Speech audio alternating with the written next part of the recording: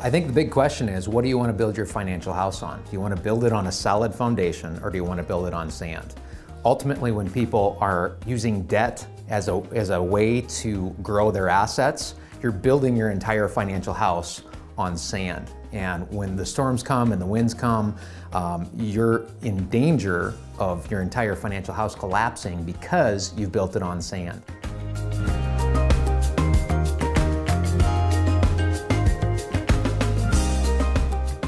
Dave Ramsey is a great example of this. In his early 20s, he became a millionaire very quickly using debt to build assets. But the second that one of those debt pieces fell, there was a domino effect that caused all the rest of those to fall as well, and he went bankrupt in his 20s. That's why he's so intent on teaching people to avoid debt. And so ultimately, can you use debt to build wealth? Yes. But take heed, you are building on very weak foundation, a foundation of sand.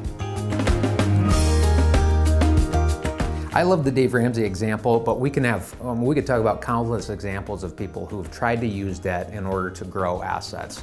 And in the end, it's all about risk tolerance. So is it risky to build a house on the beach in Florida? Yes, it's far riskier to do that than to build a house in South Dakota. Why? Because it's in the middle of hurricane territory and you're building your house on sand. There will be a hurricane that comes, and there isn't anything that builders can do to totally prevent hurricane loss. I mean, if it comes through and wipes away the entire foundation, then your house is going to fall.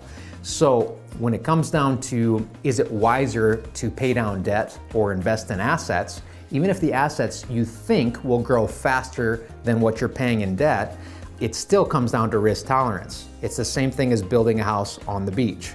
Why would you build your house on the beach when you could build your house on a solid rock foundation?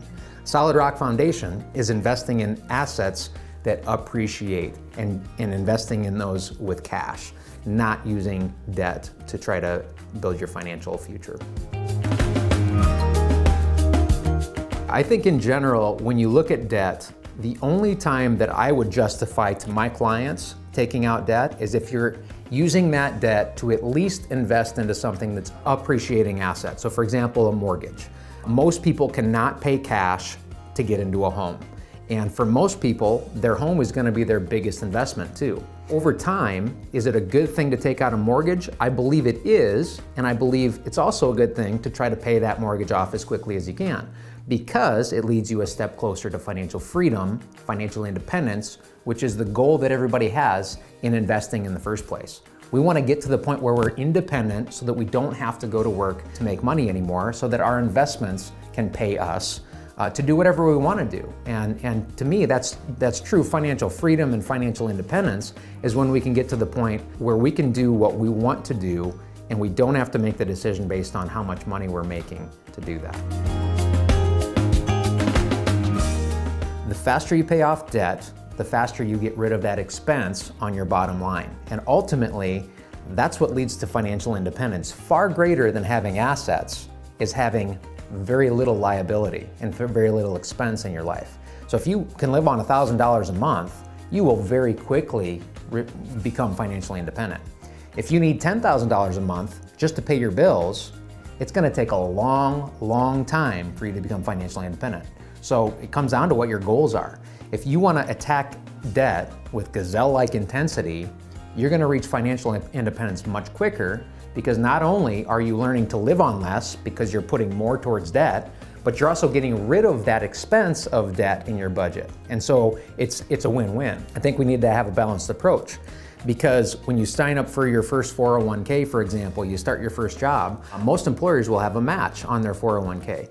And so it's important to take that match. Let's say an employer matches up to 6% on your 401k. You want to put that 6% in because it's 100% return on your investment. You put in $100, they put in $100. You can't find that return anywhere in the market. Even in crypto, on a daily trading basis, you're never gonna get 100% returns on your money. But over and above that, let's take a look at your expenses and evaluate your budget and say, hey, can we come up with another $100 a month to pay off debt faster? Because what you're doing over here on the 401k side is you're building wealth and you're building appreciating assets. What you're doing on the other side is paying down up debt and taking that line item off of your budget and off of your expenses. So in the end, 10, 15, 20 years from now, you've increased your net assets and decreased your liabilities. And that's the direction we want to head. Getting rid of liabilities leads to financial freedom.